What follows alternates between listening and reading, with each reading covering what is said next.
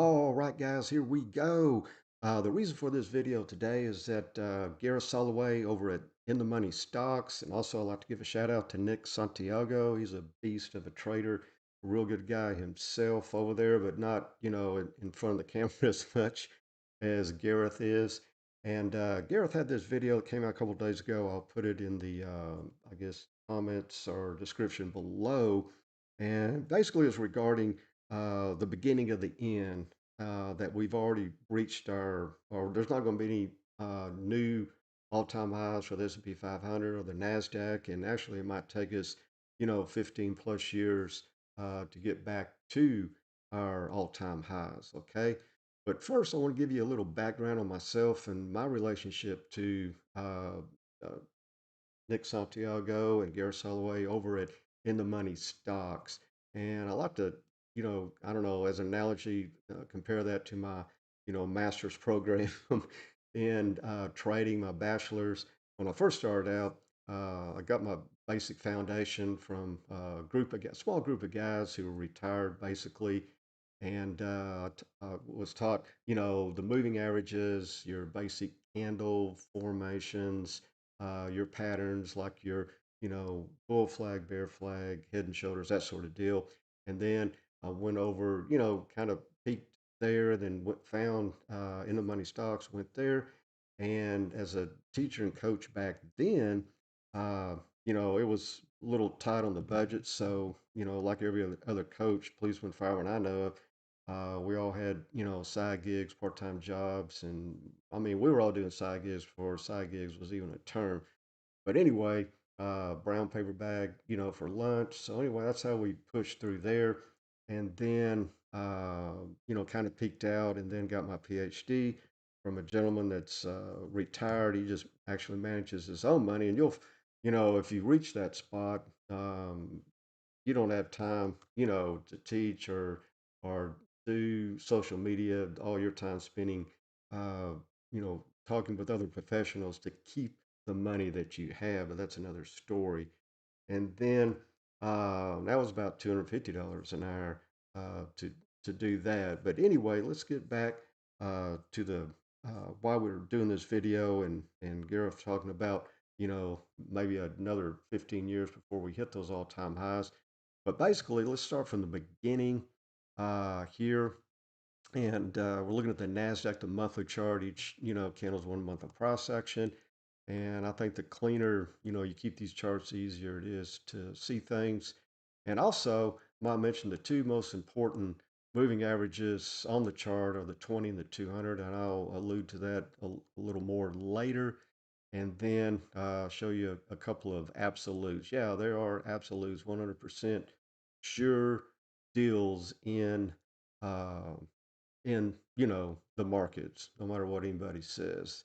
And then on top of that, every, asset trades the same. And some of what we'll show you here will work. Well, all of it will work, but I'm not giving you everything out here. But anyway, it'll work on every time frame, 2 minute to a monthly chart, uh, metals, crypto, futures, stocks, whatever. But here we are, and actually had a 14-year run, and then about a 2.5 year pullback, and then we gradually started going higher and higher to where we are present day. But let me break that down a little more. The true breakout, the way I see it, was right here, the 1st of January of 91. And the more factors you have, the higher the odds, higher probability that your thesis is going to continue either to the upside or downside. And as you can see here, we had 3 bounces or 3 hits of a trend line. Normally, on the third hit, you have the higher odds, higher probability you're going to, bounce up off that trend line. Or if you're coming from below, and you're going to, be rejected from it. But here we go. So we had one factor here, 2 factors there. We closed over the 20. So that was another indication. You had what we call a clearing breakout, takeout candle that cleared everything over here to the left. So we had high odds, high probability we're going to get a continuation to the upside. And then from this breakout to where we hit our all-time high, basically was about a 9 year run, pretty good run. Then we came back about 83%. Now, why do I have that green dash line there? Okay, well, let me show you this little trick. So we go, from the bottom here, the breakout to the high. And as you can see, that's the .5 fib. And on my fib line, that's a green line. That's what we call the 50, percent range, halfway between, the very bottom, very high here. And we came down to it. Now, of course, the 200 helped. So we were able to, and from an extended uh, price range, high odds, high probability, price is going to bounce off that 200. And then, we worked our way up and out of there. And the bottom from here to basically where we are today is about a 20-year run. So I've had a 20-year run. So yeah, a little long in the tooth. Now, I talked about absolutes, okay? And let me give you a couple of those absolutes. Number one, let's look at the 20. Number one, absolutely, positively, for sure, price on any chart will not get too far and away from the 20 before it either consolidates and allows the 20 to come up to it, or it trades, down and sideways, okay?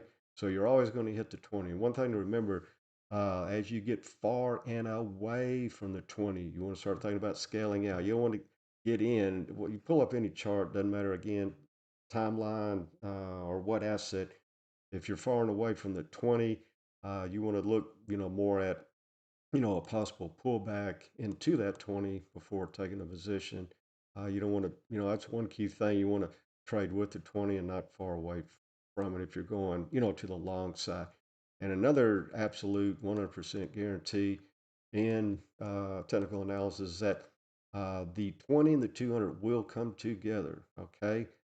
They come together and then they spread far and apart. And that's when you want to start getting a little more cautious. On any timeline again, because they will sooner or later come back together. Okay, then when they do come together, I'll just add to that 1000% of the time, price will dump to the downside, and the 20 will follow it, lower and separate far and away from the 200, or like we saw here, it after a bottom consolidation, then it broke out to the upside. But right quick, let me go back to this three hits here. How we were able to know, if you look on our timeline over on Twitter, calling the breakdown of the dollar. See, we hit it three times here, broke down, went back into the price level, kind of the scene of the crime. And then, then here we are right now. So just wanted to show you that. And then another absolute is that after a consolidation, price will break out either to the downside or upside 100%. I mean, that's the only thing it can do. So during a sideways price consolidation zone, if when the price just wait, sit on your hands, and then it'll either break out and up or break down to the uh, downside. Okay, so I wanted to show you the meanings of those right quick. All right, now let's get back to it here on the NASDAQ. And the way I see it playing out, I think really we could come back up and, either meet or exceed the all-time high. And why is that? Well, let me show you. Okay, first of all, I'm going to plot my fib line here. You've probably already seen this go dash line. So then let me take this other stuff off just to clean. As you know, at a 83% drop. And then, really it wasn't long at all, 2.5 years. I mean, if you've been in the crypto market a while, that's not a very long period of time. Okay. And then if you could just trade off the 20 here. I mean, be honest with you, whenever you start hitting the 20, scale in. When you start closing or hitting the 20 to the downside, start scaling out, and you're golden. Because all of this, if you got in, perfectly right here, of course, all this hindsight 2020. But if you're able to get in this area, basically what I'm saying is this is all multi-generational wealth right here. And then anything under the 20, unless you go short or to hedge or whatever, get all that disclaimer out. This is all loss of your multi-generational wealth. Okay. That's why it's very important to teach your children, grandchildren, just simple techniques, charting, technical analysis. At least they could, fend for themselves. But there are a lot of people sitting out there right now with their 401ks that are now, what, 201ks, uh, because they don't know basic technical analysis here or know how to hedge against loss. Okay, you can hold, but you got to hedge against it. But anyway, let's get back over here. And from the low here to the run up, half of that is right in here. And also, coincidentally, that's going to be about a 75% drop in and around, that 200, which, as you saw over here, was kind of the magic area, if that makes sense. I mean, it's not perfectly to the point, but you kind of get the drift of what we're talking about here. Now, right now, what's going to make or break this potential, rebound back up, possibly test the highs that we haven't, I don't think we put in enough time yet, number one. Number two, to exhaust the market. And then also, if we, but if we take out this two up, one down, this is a great pattern. You'll see it all over, especially in crypto. This is like big money. You can use it on a 2 minute chart, whatever. And most times you'll have two green candles. Let me take that off, pull it in so you can see it. It's real important. You'll have two green candles closing up and into a red candle. As you can see here, here's a two down, one up. I mean, that's a money. Anyway, it'll break and roll down. And this is the only thing that would keep it from happening. If next month if we get a red candle that closes down and under this low pivot here, then the thesis is out of the box, and we'll have to wait for the next fib line, trend line, low pivot, high pivot to see if that will hold support. And we kind of see this over in this area of the NASDAQ that could save us around that 7,900 area if we do roll over. But this is what we'll be looking for next month to see if we break that. But next month we come back up here, and we could be putting in, a pretty good little W formation to take us uh, back to, the all-time high here.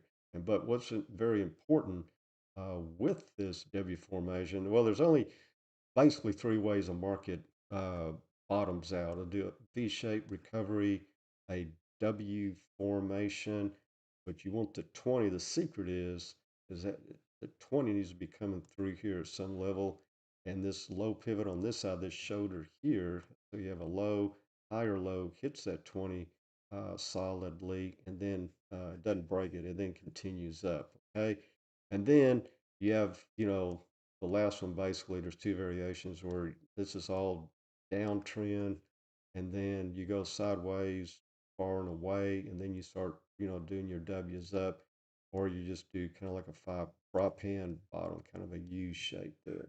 Okay, so really next month, if we close like this, for November, and we'll see how December holds. If even if we go sideways and maybe up, we're still not, completely out of the woods. But if we do put in a red candle down in December, then yeah, that might be the straw that breaks camel's back. And then what we'll do simply uh, is just look for from this COVID slam down.